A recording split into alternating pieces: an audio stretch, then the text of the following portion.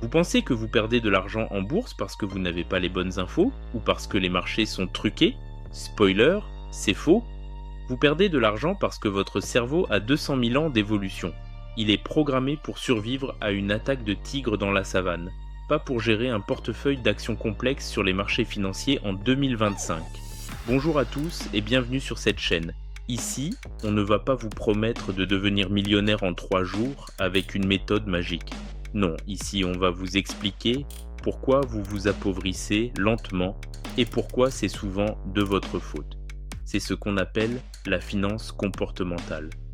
Le lien direct entre vos émotions cachées et le solde de votre compte en banque. Le problème, ce n'est pas le produit financier. Le problème, c'est l'investisseur. C'est vous.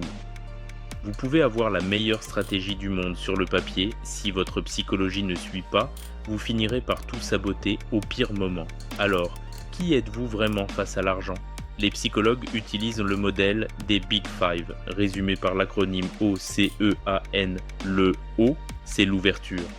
Êtes-vous curieux, créatif, prêt à tester des nouveautés risquées?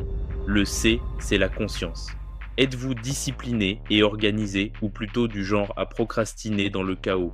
Le E, c'est l'extraversion. Avez-vous besoin des autres pour décider ou préférez-vous la solitude?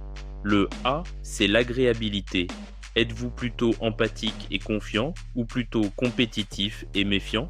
Et enfin, le plus important pour votre argent, le N, pour névrosisme. C'est votre stabilité émotionnelle.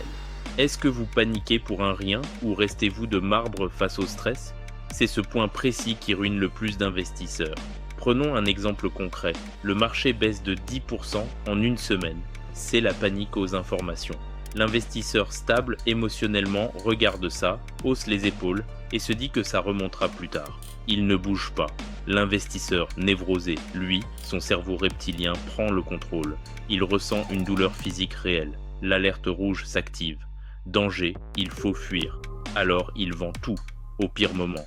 Il vient de valider sa perte. Quelques mois plus tard, le marché s'est remonté. Le stable a récupéré sa mise et gagne de l'argent.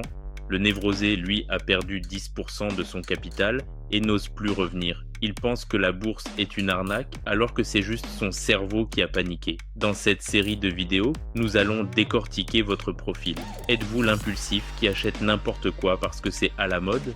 Êtes-vous l'anxieux qui laisse tout dormir sur un livret réglementé en perdant de l'argent chaque année à cause de l'inflation?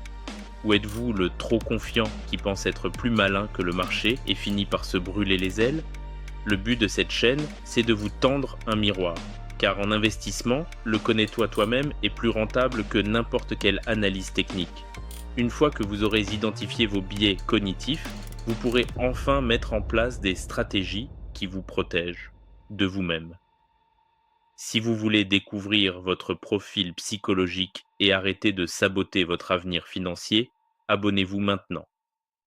Et d'ici la prochaine vidéo, dites-moi en commentaire quelle est la pire décision financière que vous ayez prise sur un coup de tête. On se retrouve très vite pour analyser le premier profil. À bientôt.